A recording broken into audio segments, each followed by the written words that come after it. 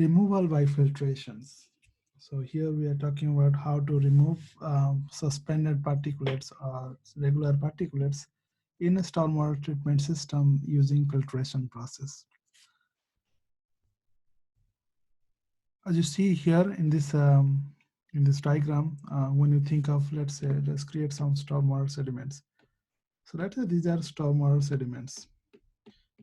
If you have lots of these sediments, they can all get filtered out if the pore size are smaller than the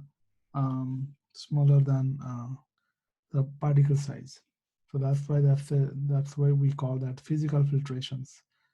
That's because it's similar to straining or any strainer where you remove some large particulates because using a screen that with a smaller pore size. And the second filtration can occur also even though your pore size are quite big. For instance, here, think of water moves here, and you have a particulates. So there is a particulate here. So it can move without getting in contact with the individual grain. But sometimes, at the near the surface, the storm water can move like in this way. And when it happens, particulate can settle because there is gravity, so that can settle here. Particulate can also diffuse from this pore path to here and settle. And that's we call diffusion process. And particulate can also get into contact here because of interception, where the streamline is when the particle size are much bigger, as they pass through, they can stick to the side of the filter media. So again, interception, diffusion, settling, these are the three processes that could also bring particulates close to the another media grain where it can be attached there. So that's the two processes we are going to learn today. The first one is straining. Straining means, again, removal of particulates because the pore size are too small for them to pass through that system. And that removal rate depends on different factors here. So this is the mass balance equations, which says that amount of particulates removed by the system, which is d by dt of total particulates, is bulk density of the filter media times concentration of particulates on the filter media. Is a function of moisture content because that's where water moves, and then rate at which particulates are being removed or strained or physically filtered out. And then we have a certain depth dependent functions because the pore size or pore connectivity is what makes the particle filter. So that's, and then concentration of particle in water, which is C. Now all you have to remember here is the case training. Case training is the rate at which training can occur is dependent on the ratio of particle size, particles of suspended solid, and particles of the filter media. So that's what we call here the KTR depends, is a function of ratio of particle size of D50. So this is filter media, and this is suspended solid, suspended particle.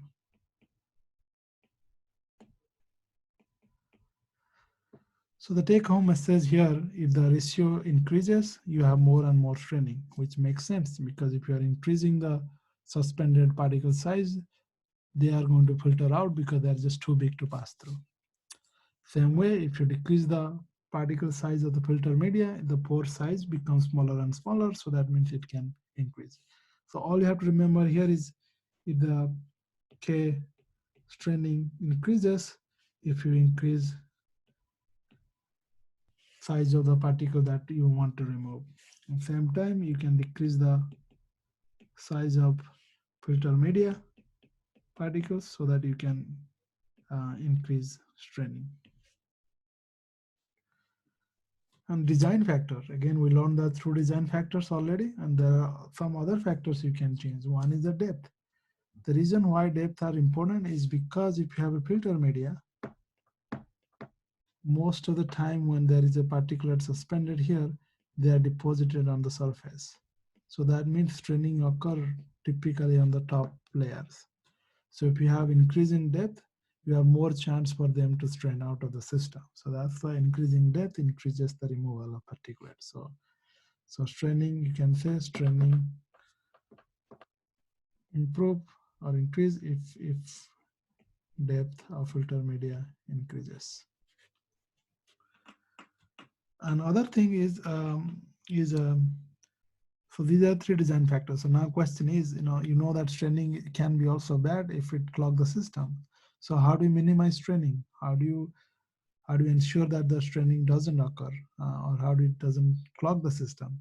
Well, you can't remove straining effect, because if you have particulates, they will be filtered out, and that's a good thing. So what you have to do is remove this top layer, the filter cake layer, which is what we say here. Another time is, even you have particle deposition, you want to maintain certain flow path, and that happens if you have lots of plants. So these studies that shows that when they apply vegetations on the stormwater biofilters, those filters do not get clogged easily, because the root zone itself maintains that pore structure, which will allow stormwater to infiltrate through the system despite that deposition of particulates. The second aspect of removal is physiochemical filtrations. As I said, straining occurs when the pore size are too small, but in this case, pore size doesn't have to be small. So that means the particulate has to collide with the filter media for them to get attached. So that means the removal by this system depends on two factors. First is collision. That's the collision, means the suspended particulates has to collide with the filter media surface. And once they collide, they have to also stick, then only remove. So that second thing is sticking factor. So first collision, and that collision has to result in attachment. So these two are the two different factors that would contribute to the removal of particulates by chemical filtrations, physiochemical filtration. It says chemical filtration because it requires attachment of particulates on the surface, and that attachment is determined by the chemical surface property of the medium. That's why we call chemical filtrations too. First thing is collision. Things collide on a surface. Imagine this is a filter media, and water is moving around it. And now as water moves, also the particulates can settle on it. So if you say this is a picture of a filter media, and you have particles coming in here. So because it's heavier, they can settle on the surface. So that we call settling by gravity. And we know that Stokes law can determine that. So that's we call collision because of gravity, and that's what we say S for settling. But then if some particulates comes here, and then there is a film of water where water doesn't move, then particle can diffuse inside it. And so that's the diffusion. So that's over here. So it can collide because of diffusion process. And third one is interception. Interception means a particle is moving. So large particles, when it moves around here, what happen is, because large particle, there are more chance to collide with each other, and so that's called interception. So interception is a function of ratio of the particle size. So as you see, the particle diameter increases, there is more likely they will intercept during the passage, during the infiltration process. And Stokes law, based on settling, you know that the settling depends on the Stokes velocity. So that's written here. This is the velocity of infiltration rate, or the velocity of water. This is the settling velocity of particulates based on Stokes law that we learned before. So based on all these different factors, you can predict what's the chance of this particle to collide with the surface. If it collides with the filter media, that means it's going to be removed. So the take-home message here is that you should know how this collision depends on different factors. For instance, here, collision by diffusion depends increase with temperature. That means if you have more stormwater temperature is higher, more likely particle will be removed because of diffusion process. When you apply that all that collision frequency into the removal, the final equation is this, which is basically 1 minus the concentration of particles that's in the effluents divided by concentration of particles in the influent, and that this is related to depth of filter media. So if you have, imagine this is the filter media and that's the length, the particle that comes out here, and this is particle that injected here. So those are related by this function. That means you increase the depth of filter media, the concentration of particle will decrease over time, because more and more particle chance of getting absorbed or removed will increase. So that's why we say n by n0 is or equal to e to the minus exponentially. So this is the depth. Now this factor lambda is called is a filtration coefficient that depends on collision and sticking, all that factors. So that's written over here. So as you see, increase in lambda would improve increase removal, because if you increase lambda, n decreases. If n decreases, then removal increases. Now what is lambda? You can increase lambda by multiple way. Lambda is basically how much it can stick. That depends on sticking factor. So if sticking factor increases, lambda would increases.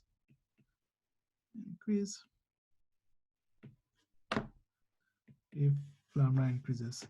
And the same thing, if a collision increases, the lambda would increase. That means more and more sticking. And the other thing is, if the particle size decreases, then lambda would increase. The reason is, if you decrease the particle size, it has more chance for being removed by diffusion process. Other process is porosity. If you increase porosity, then it decreases lambda. The reason is, if you have highly porous structure, then there is less likely things to collide or being removed by filtration. So lambda increases if porosity decreases. So these are the different factors you should remember conceptually, so that you can answer the question how you can remove by filtrations. These are different models. I just show you that before we discuss about this model, how to predict collision efficiency. But this model doesn't account for interparticle interaction because of chemical and other forces. So that's why there are many other models that account for all different kind of interaction, whether van der Waals interaction, whether electrostatic interactions, all that factor into this particular models. These are not essential for lab, but at least you should know that this model exists if ever you need them. Now the design factors. Your goal is to remove those particulates. Particulate could be bacteria. So how do you improve removal of particulates? Well, you already learned. Number one, increase the length or the depth of the filter media based on these equations. Increasing sticking factor, and you do that by making sure that the amendments has a surface property that will enable absorption of contaminants. So that include adding biochars or activated carbons, or any kind of materials which has strong affinity for contaminants or suspended particles. The next one is decrease porosity. You decrease porosity by putting particulates or using smaller size particulates. So that means when you create this filter media, you should not use very coarse material. You should use a fine material. So that means, but I'll just say the media diameter should decreases. The next one is increasing collision efficiency, or chance for particles to collide. So that means you could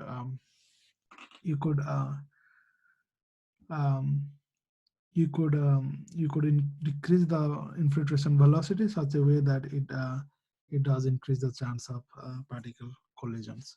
So that means your infiltration rate or velocity of water should decrease. Now, one question you might ask, how particle size of the suspended particles influence the removal process? Well, there is not a straightforward answer. If you put the frequency here, the collision efficiency, increase particle size from something, let's say 10 nanometers to 1 microns, then 10 microns,